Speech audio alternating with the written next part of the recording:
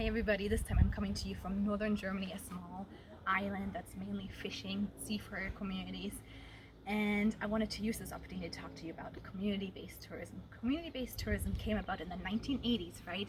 You remember Jafari and the Adaptancy platform, where we were thinking about ways to offset some of those negative impacts of tourism.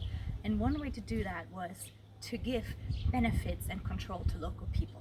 Community-based tourism is basically the opposite of the top-down approach of mass tourism, right? Where the power to develop tourism is from the local people, residents such as the ones that live in these houses behind me, right? That control who comes, how tourism is developed, and in essence also get the benefits of tourism, as opposed to big multinational corporations where the money goes back from mass tourism projects. Community-based tourism actually has a high failure rate. About 80% of community-based tourism projects fail. Now, why is that? Why 80%, right? It's because community-based tourism is actually really hard to organize on a global scale. Let me talk to you about some of those things. One is governance. So in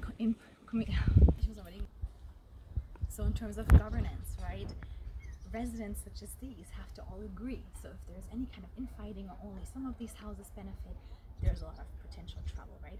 Also, a lot of these communities might not have the skills necessary to actually know how to organize and plan community-based tourism. And so a lot of times what happens is you have big NGOs that get a development grant from a development bank, and they come in and they train community leaders to fulfill these projects. Once this NGO leaves, however, if they're not trained properly, these projects fail. Right. Another problem for these small communities is linking themselves to the tourism distribution system, right? So if you're a small community such as this, how do you find a potential tourist like you who might really want to stay in a community like this, right? And that's where tour operators come in to actually help then create these linkages of the community to the inbound operator, the outbound operator, and finally the traveler like you. Now, of course, with the internet and other technologies, this is a little bit easier now, right? So we have governance, we have linkages, and finally financial things that really make these projects hard. Because community-based tourism is small scale by nature. It's not meant to be your only income.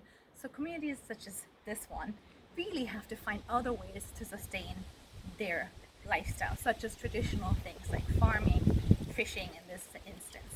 So I hope you enjoyed this. I'll have you enjoy the view, and I'll see you guys next time. Ciao.